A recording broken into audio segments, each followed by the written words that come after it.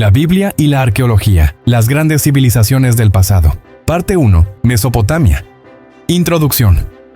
Bienvenidos a este documental donde exploraremos la relación entre los textos bíblicos y algunos sorprendentes hallazgos arqueológicos realizados en la antigua Mesopotamia, la cuna de la civilización. Desde Ur de los Caldeos, reconocida como el lugar de nacimiento de Harán, hermano de Abraham y posiblemente del propio Abraham, hasta los grandes imperios de Asiria y Babilonia, descubriremos cómo los vestigios de estas culturas nos ayudan a contextualizar los relatos bíblicos. Nos sumergiremos en los paisajes históricos que dieron forma a las narraciones del Génesis y más allá. Durante largos siglos, la antigua Mesopotamia permaneció oculta a los ojos del mundo occidental.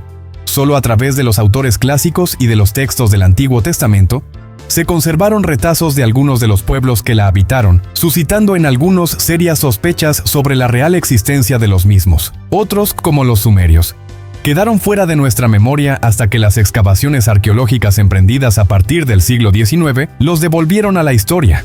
Gracias a estos hallazgos arqueológicos y a los relatos bíblicos, hoy tenemos un conocimiento más completo de cómo era la vida en los tiempos bíblicos, permitiéndonos entrar en sus casas, conocer cómo eran las actividades sociales, cómo estaban organizadas las ciudades. Un viaje a nuestro pasado, a nuestras raíces, a las raíces de la humanidad. Quédate hasta el final y si este viaje ha sido de tu agrado, no te olvides de dejarnos un like y suscribirte al canal para ver más contenido como este. Capítulo 1. La Biblia y la ciudad de Ur. Ur de Caldea a principios del segundo milenio antes de Cristo. Era una poderosa capital, rica y llena de magnificencia. Las excavaciones arqueológicas llevadas a cabo por el arqueólogo británico Charles Leonard Woolley, impulsadas por la Universidad de Pensilvania en colaboración con el British Museum de Londres, trajeron a la luz en 1927 la bíblica ciudad de Ur en Mesopotamia, actual Irak. Estas excavaciones a lo largo del siglo XX han arrojado luz sobre la vida en estas ciudades, lo que nos permite conectar los relatos bíblicos con la historia real. Ur, habitualmente asociada con el sitio arqueológico de Al-Muqayyar, está ubicada al oeste del cauce actual del río Éufrates, aproximadamente a 240 kilómetros al sureste de Babilonia. Las ruinas de esta ciudad cubren un área de unos 730 por 910 metros. Durante su apogeo, Ur fue un centro de culto al dios lunar Nannar, más tarde también conocido como Sin. Una de las estructuras más destacadas de la ciudad era su zigurat, una torre-templo que medía aproximadamente 61 metros de largo, 46 metros de ancho y 21 metros de alto. La ciudad de Ur y el origen de Abraham.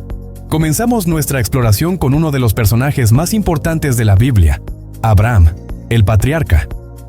En Génesis 11:31, la Biblia nos dice lo siguiente: Taré salió de Ur de los Caldeos y se llevó a su hijo Abraham, a su nieto Lot, el hijo de Harán, y a su nuera Sarai, la esposa de su hijo Abraham. Fueron con él hacia la tierra de Canaán, y cuando llegaron a Harán, comenzaron a vivir allí. ¿Qué sabemos de Ur y qué revela la arqueología sobre esta ciudad? Ur fue una de las ciudades más prósperas del mundo antiguo. Fue una ciudad clave en la civilización sumeria. Las excavaciones realizadas en Ur por Sir Leonard Woolley descubrieron impresionantes monumentos como el Gran Zigurat, así como tumbas reales que nos hablan del lujo y la riqueza de la élite de la ciudad. Las tumbas reales de Ur. Las tumbas reales, que según parece databan del 2700 a.C., contenían joyas de oro, plata, lapislázuli y objetos finamente elaborados. Sir Woolley también descubrió tablillas de arcilla que describen la vida cotidiana en Ur, revelando una sociedad avanzada con una rica vida cultural y religiosa. Estos descubrimientos nos permiten imaginar cómo podría haber sido la vida de Abraham antes de su partida hacia Canaán y su estadía en Harán.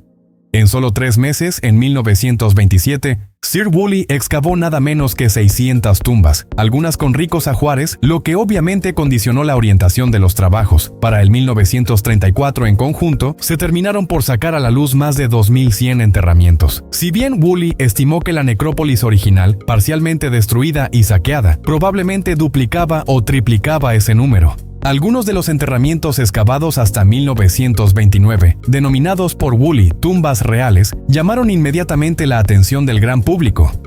Se trataba de 16 tumbas que se distinguían de las demás en que la inhumación no se había realizado dentro de un simple ataúd o en una estera, sino que constaban de una cámara funeraria de piedra o ladrillo y de una estancia que albergaba los restos de entre 6 y 70 u 80 personas. La más importante de ellas, según la reconstrucción de Woolley, se hallaba en la cámara funeraria junto con un pequeño número de acompañantes. El resto de los cuerpos se situaban en una fosa contigua, quizás a cielo abierto, claramente dispuestos de forma ritual tras una ceremonia que el arqueólogo describió del modo siguiente. Imaginemos la cámara funeraria ya ocupada y su puerta sellada, mientras que la fosa permanecía abierta, cubierto su suelo y sus paredes de esteras, aún vacía. Entonces, una procesión de gente bajó por la rampa de acceso. Miembros de la corte, soldados, servidores, las mujeres engalanadas con sus vestidos de brillantes colores y sus tocados de lapislázuli, plata y oro, y con ellas músicos llevando arpas o liras, címbalos y sistros. Se situaron todos al fondo de la estancia, mientras que otros criados introducían carros tirados por bueyes y asnos, guiándolos hacia atrás por la rampa, para después quedarse también ellos en la fosa. Cada hombre y cada mujer llevaba una pequeña copa de arcilla, piedra o metal, el único objeto necesario para el ritual que había de seguir. Mientras que algún tipo de ceremonia tenía lugar, pues resulta evidente que los músicos estuvieron tocando hasta el final. Todos bebieron de su copa y se colocaron para recibir a la muerte.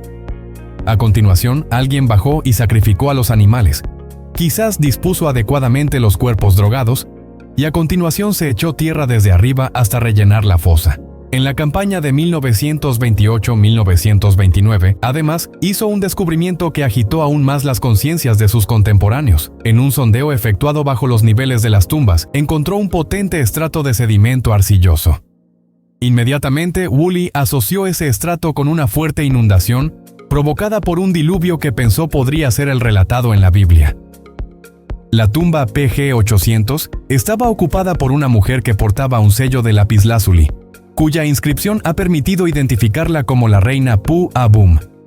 Sobre ella se ha discutido si el título de su sello, Nin, aludía a su condición de reina o de suma sacerdotisa del dios Nana. Su tumba se conservó prácticamente intacta y constaba de una gran fosa a la que se accedía por una rampa sobre la que descansaban los cuerpos de 5 hombres armados con dagas. Al final de la rampa, a la entrada de una gran estancia, se encontraron los restos de un carro o trineo, junto con los huesos de 2 bueyes y 4 hombres. Los cuerpos de otros hombres se hallaban repartidos por la estancia que se abría a derecha e izquierda de la rampa. En el extremo sur de dicha estancia se descubrieron los cuerpos de 10 mujeres cuidadosamente dispuestas en 2 hileras, ricamente ataviadas y junto a instrumentos musicales. Las casas en la antigua Ur de los Caldeos se supone que databan aproximadamente entre los siglos XX y XVI a.C. Tenían un diseño elaborado y estaban construidas con ladrillos de barro, un material común en la región debido a la falta de piedra. Estas viviendas privadas reflejaban un alto nivel de organización y cuidado en su construcción.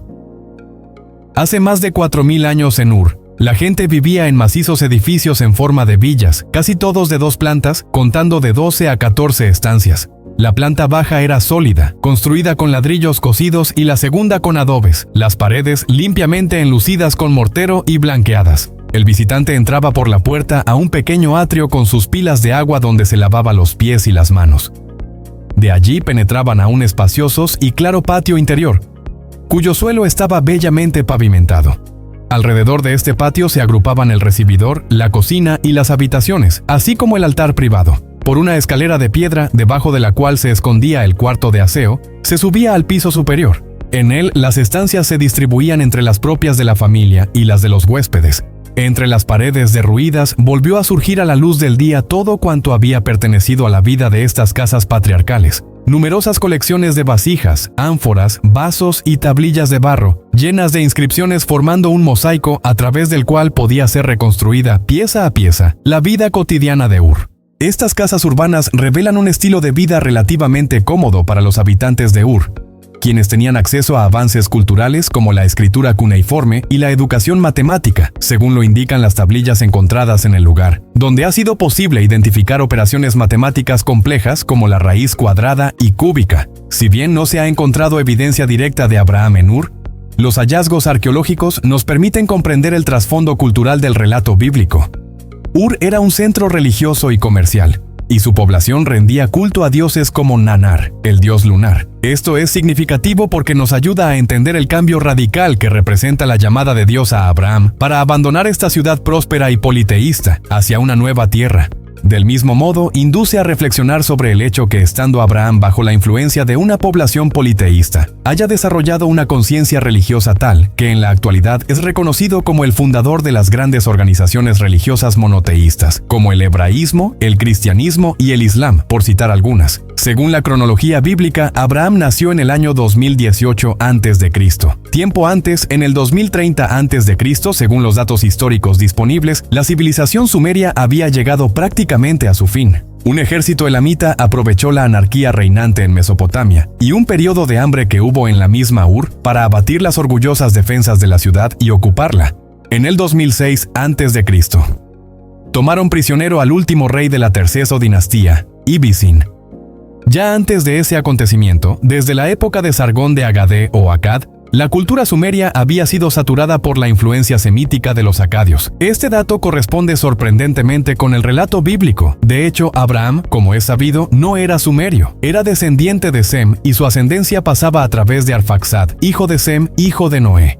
Capítulo 2. Mesopotamia, el diluvio y los idiomas.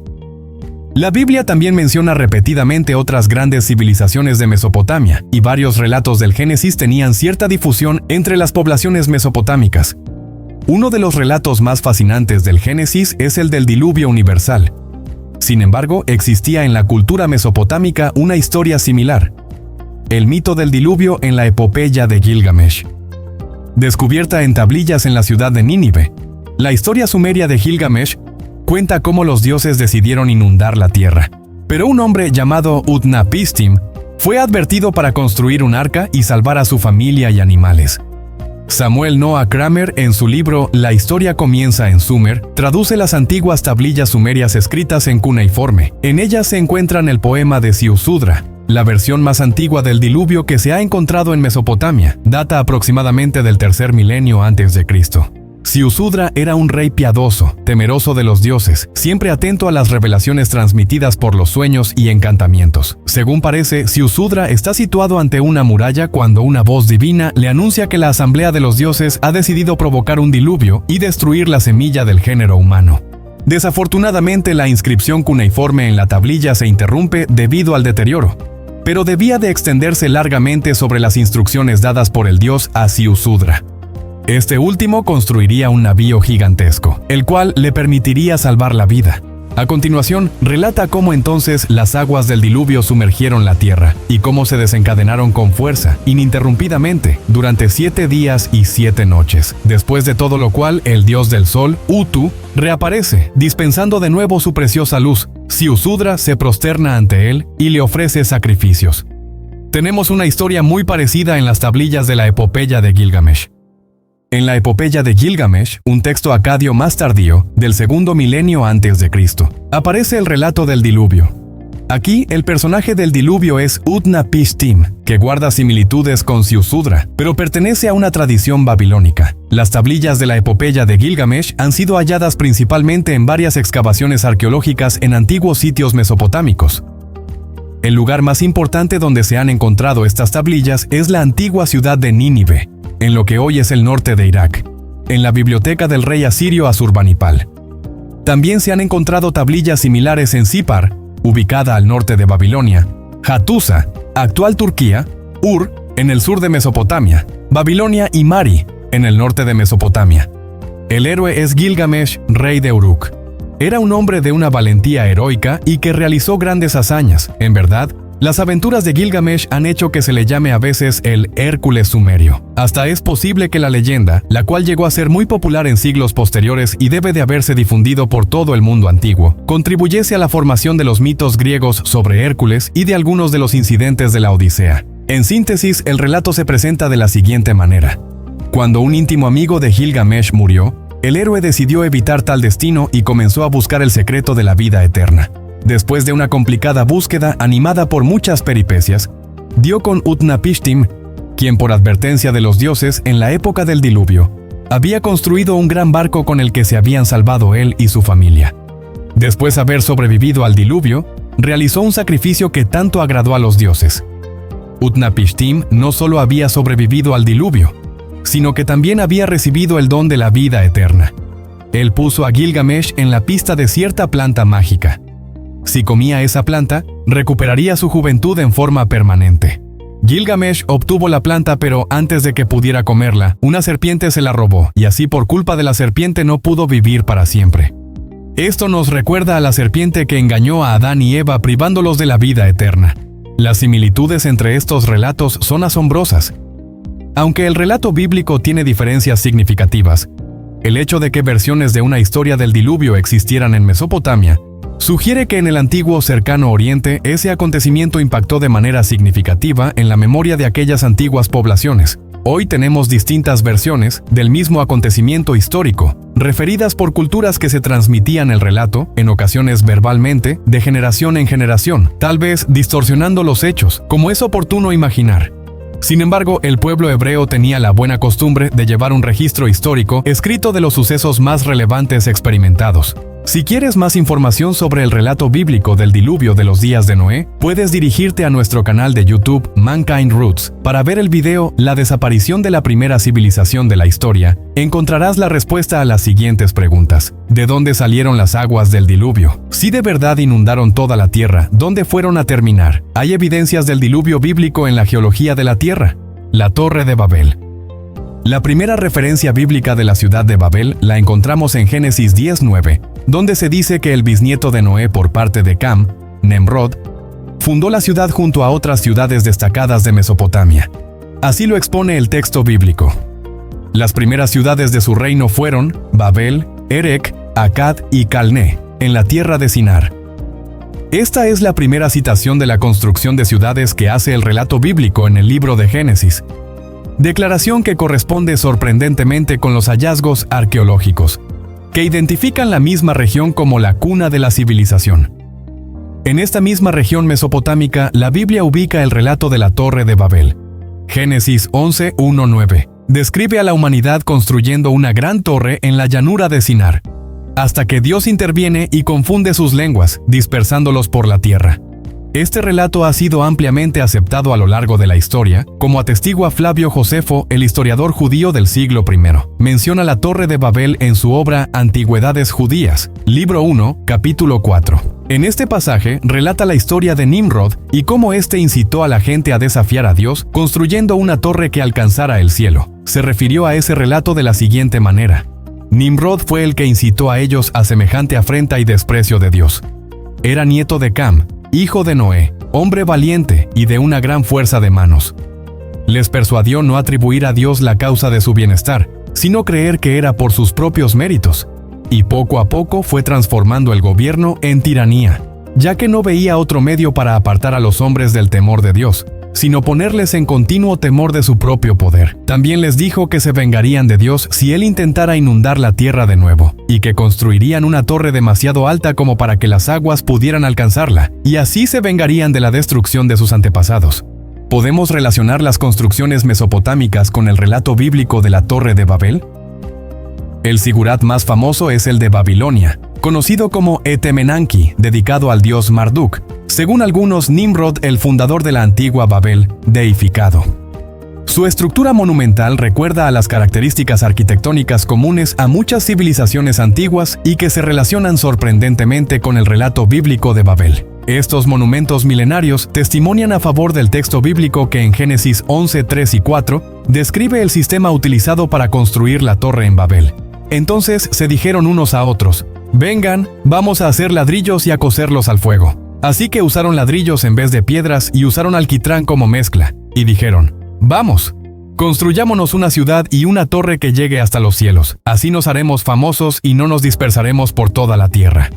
Este mismo sistema fue utilizado para construir las pirámides escalonadas que fueron descubiertas en Mesopotamia, en particular en la llanura de Sinar. En la región no era fácil conseguir piedra, por lo tanto la solución alternativa era coser ladrillos. Encontramos reminiscencias de este acontecimiento en relatos pertenecientes a otras civilizaciones. El mito sumerio de Enmerkar y el señor de Arata. En la mitología sumeria hay un relato que tiene ciertas similitudes con la historia de Babel. En el poema Enmerkar y el señor de Arata, el rey Enmerkar, fundador de Uruk, la Erech bíblica, solicita a los dioses que restauren un idioma único para toda la humanidad, que permita a las naciones comunicarse sin barreras lingüísticas. Aunque este relato no habla directamente de una torre o construcción monumental, refleja la preocupación por la multiplicidad de lenguas y el deseo de volver a una lengua común, lo cual conecta con el tema central de la historia bíblica. Sorprendente el parecido en el mismo contexto temporal y geográfico, con lo que se declara en la Biblia en Génesis 11:1. Ahora bien, toda la tierra seguía teniendo un mismo idioma y un solo conjunto de palabras. Cuando la gente se desplazó hacia el este, descubrieron una llanura en la tierra de Sinar y se establecieron allí. La pirámide de Cholula en la mitología azteca. En la mitología azteca existe un relato que narra la construcción de una gran pirámide en Cholula por un gigante llamado Xelua, uno de los sobrevivientes de una gran inundación. Los gigantes, en su ambición, decidieron construir una pirámide que llegara al cielo en honor al dios de la lluvia, Tlaloc. Sin embargo, los dioses, al ver su osadía, arrojaron fuego desde el cielo, deteniendo la construcción y dispersando a los constructores. Aunque este mito no menciona la confusión de lenguas, tiene similitudes en el castigo divino por la ambición humana de alcanzar el cielo. El mito grecorromano de los gigantes y el Olimpo. En la mitología griega se narra la historia de los gigantes que intentaron escalar el monte Olimpo, hogar de los dioses, apilando montañas una sobre otra para llegar a la cima.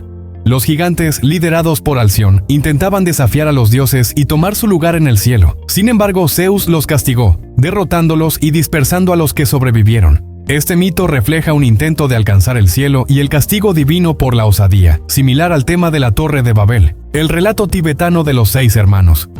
En la tradición tibetana se habla de 6 hermanos que, queriendo llegar al cielo, comenzaron a construir una torre. Sin embargo, a medida que la torre crecía, los dioses confundieron su idioma, lo que provocó que no pudieran entenderse entre ellos, deteniendo la construcción y provocando la dispersión de los hermanos. Este relato guarda una gran similitud con la historia de Babel, especialmente en el tema de la confusión de lenguas como castigo divino.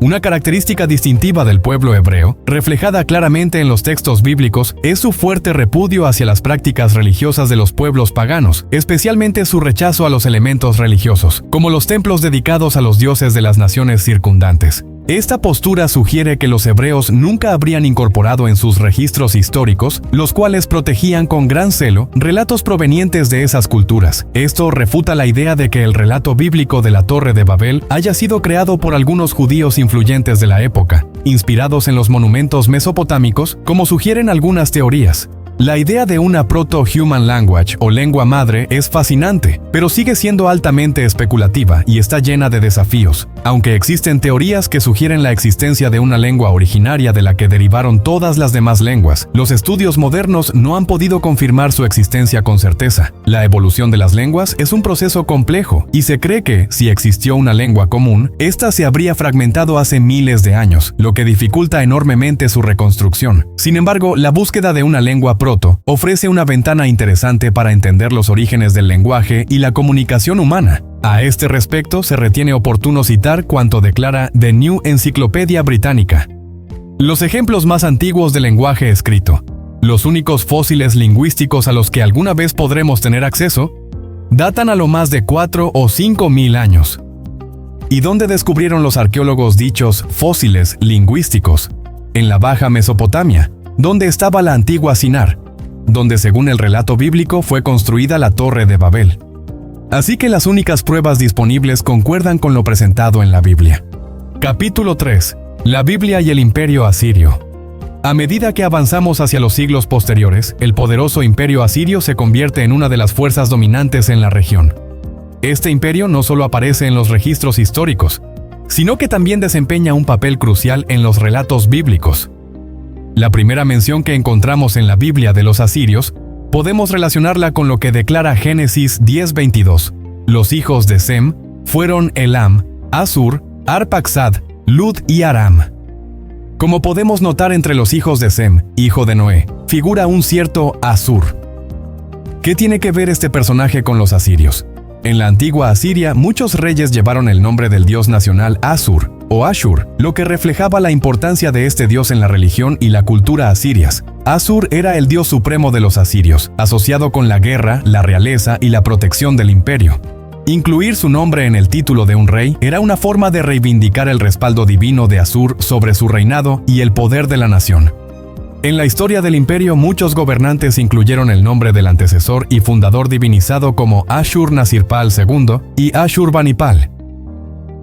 El uso de Asur en los nombres de los reyes asirios reflejaba su vínculo directo con el dios supremo de la nación, quien representaba el poder y el destino del imperio. Incluir su nombre era una manera de subrayar el carácter divino del rey, y muchas veces se traducía como Asur ha dado, Asur protege o Asur reina. Esto consolidaba la idea de que el rey era un representante de Asur en la tierra, y que sus victorias y expansiones territoriales estaban respaldadas por la voluntad divina del dios. Con la expansión del cristianismo se produjo un sincretismo por el que Asur pasó a ser el nombre asirio de Cristo, y el disco solar con el que es representado pasó a ser el escudo de los asirios cristianos, el cual se ha visto portado por milicianos asirios durante la Guerra Civil Siria. En el contexto del imperio asirio, donde la guerra, la expansión y la devoción al dios nacional eran componentes clave de la identidad estatal, este tipo de teónimos en los nombres reales reforzaban la legitimidad del rey y el destino de Asiria como potencia global. Entre los antiguos pueblos era común elevar a sus antepasados a la categoría de deidades, y el caso de Asur no es una excepción. Originalmente considerado el antecesor epónimo de los asirios, Asur fue deificado, pasando de ser una figura ancestral a convertirse en el dios supremo de la nación. Este proceso de divinización refleja la importancia cultural y espiritual que los asirios le atribuían a sus orígenes, personificando en su dios Asur los ideales de poder, protección y supremacía. Después del diluvio, en un tiempo en el que la humanidad comenzaba a repoblarse a partir de los descendientes de Noé, Asur, quien según el relato bíblico era nieto de Noé, jugó un papel decisivo en la fundación del imperio asirio. Su ascendencia semítica y su lugar destacado en la reconstrucción de las civilizaciones postdiluvianas lo situaron como un líder no solo en lo histórico, sino también en lo espiritual. Con el tiempo, Asur se convirtió en la deidad tutelar de Asiria, siendo reverenciado como el protector y garante de su imperio, uniendo lo ancestral con lo divino en el culto asirio. Este proceso de deificación consolidó la identidad nacional y religiosa de los asirios, quienes consideraban a su dios Asur como la manifestación del orden y el poder celestial que legitimaba sus conquistas y su imperio. Este fenómeno de divinización ancestral no es único de los asirios, ya que se observa en otras civilizaciones del cercano oriente y más allá, donde figuras históricas se transformaban en dioses como una manera de integrar la religión con la política y la memoria colectiva. Los asirios y la destrucción de Samaria. En Segunda de Reyes 17, 5 y 6 encontramos el siguiente relato. El rey de Asiria invadió todo el país. Llegó a Samaria y la mantuvo cercada por 3 años, y en el 9º año de Osea el rey de Asiria conquistó Samaria.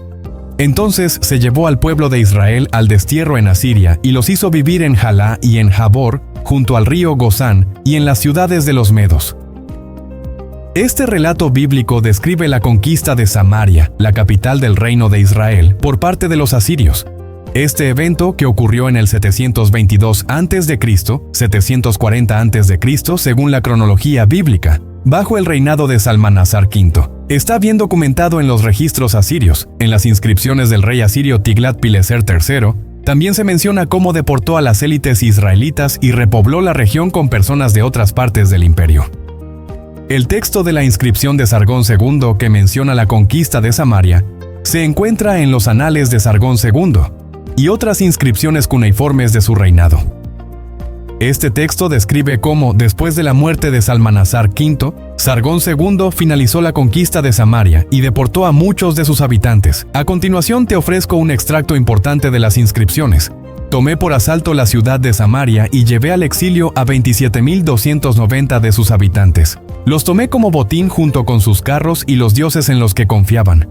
Establecí allí a oficiales asirios y traje a gente de otras tierras que conquisté para que habitaran en Samaria. Esta inscripción refleja cómo Sargón II, tras tomar el control de Asiria después de la muerte de Salmanasar V, completó el asedio de Samaria en el año 722 a.C., 740 a.C., según la cronología bíblica.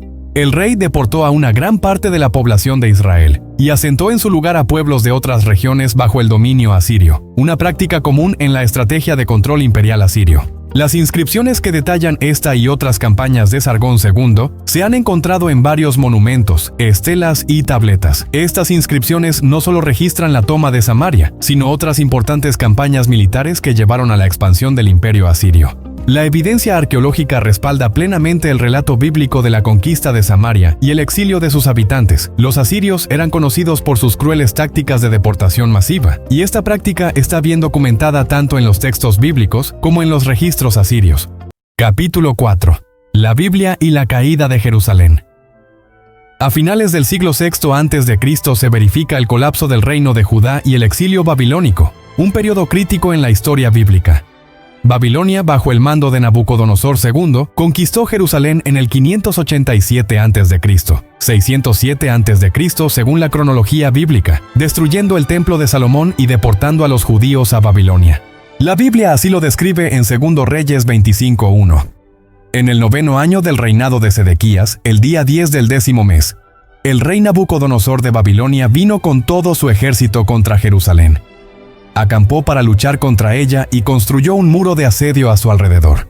Y más adelante, en 2 Reyes 25 de 4 a 7, se abrió brecha en la muralla de la ciudad, y todos los soldados huyeron de noche por la puerta que había entre las dos murallas junto al jardín del rey, mientras los caldeos rodeaban la ciudad, y el rey se fue por el camino del Arabá. Pero el ejército caldeo persiguió al rey, y lo alcanzó en las llanuras desérticas de Jericó. Todos sus soldados fueron dispersados. Entonces capturaron al rey, lo subieron a Riblá, lo llevaron ante el rey de Babilonia y lo sentenciaron. Mataron a los hijos de Sedequías ante sus propios ojos. Luego Nabucodonosor lo cegó, lo sujetó con grilletes de cobre y se lo llevó a Babilonia.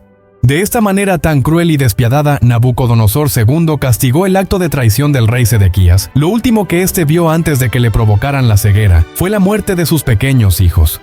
En el siglo VI a.C., el reino de Judá se encontraba en una situación crítica, atrapado entre potencias como Egipto y Babilonia.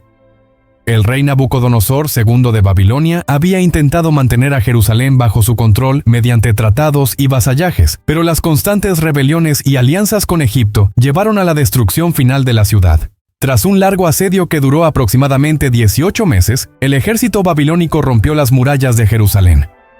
Los relatos de esta destrucción, registrados en la Biblia y apoyados por fuentes arqueológicas, narran cómo el templo de Salomón, el centro espiritual y cultural del pueblo hebreo, fue incendiado y reducido a escombros.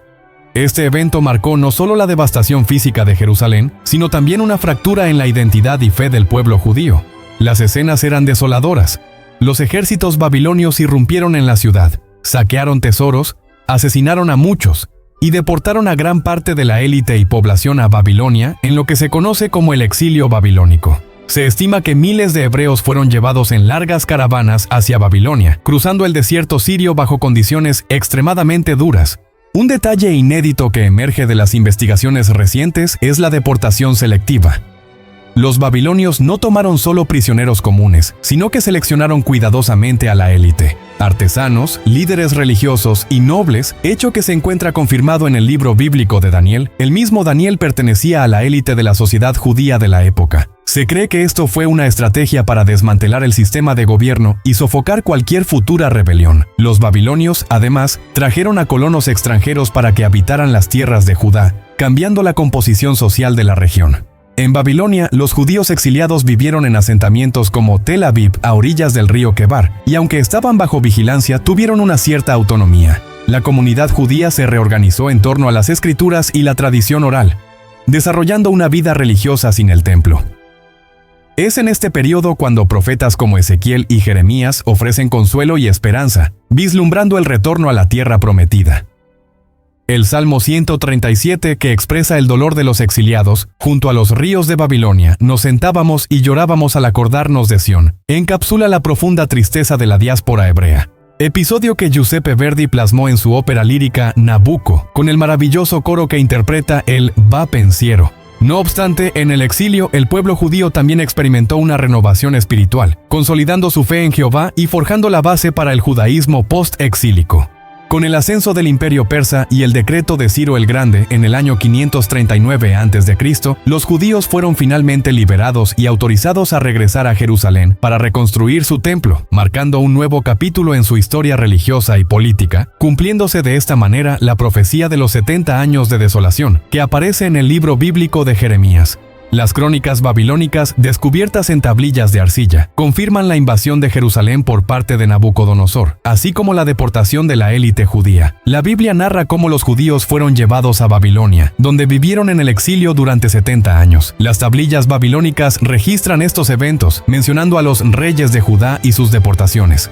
Uno de los pasajes más importantes que se refiere a la invasión de Jerusalén dice lo siguiente: en el 7º año de su reinado, en el mes de Kislev, el rey de Babilonia reunió sus fuerzas y marchó hacia Hatiland, Siria, Palestina, y sitió la ciudad de Judá, Jerusalén. En el 2º día del mes de Adar, tomó la ciudad y capturó al rey, Joaquín. Nombró en su lugar un rey de su agrado, Sedequías. Recibió un gran tributo y llevó el botín a Babilonia. Este texto detalla el final del asedio de Jerusalén en el año 597 a.C., 617 a.C., según la cronología bíblica, cuando Nabucodonosor depuso al rey Joaquín y lo deportó junto con la élite política y religiosa a Babilonia. También indica cómo se impuso a Sedequías como rey títere, marcando el dominio babilónico sobre Judá. A continuación, otro pasaje importante. En el 10º año de Nabucodonosor, en el mes de Tamuz, el rey de Babilonia marchó de nuevo hacia el oeste, hacia Hatiland. Esta vez él asedió la ciudad de Judá, Jerusalén, y luego la destruyó por completo. Quemó los palacios y el templo del Dios de ellos, y deportó al resto de la población.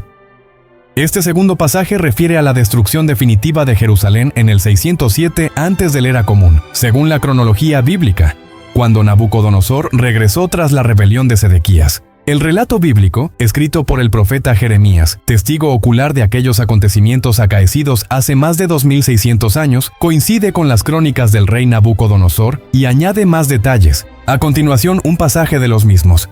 Y los caldeos hicieron pedazos las columnas de cobre de la casa de Jehová, así como los carritos y el mar de cobre que había en la casa de Jehová, y se llevaron todo el cobre a Babilonia. También se llevaron los baldes, las palas, los apagadores, los tazones, las copas y todos los utensilios de cobre usados para servir en el templo.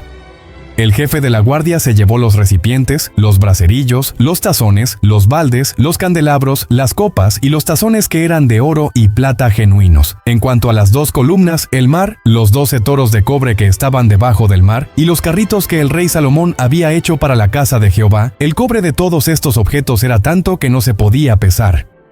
El exilio babilónico es uno de los eventos más documentados en la Biblia, y la arqueología ha proporcionado una gran cantidad de evidencia que respalda los relatos bíblicos de la destrucción de Jerusalén y el cautiverio de los judíos en Babilonia.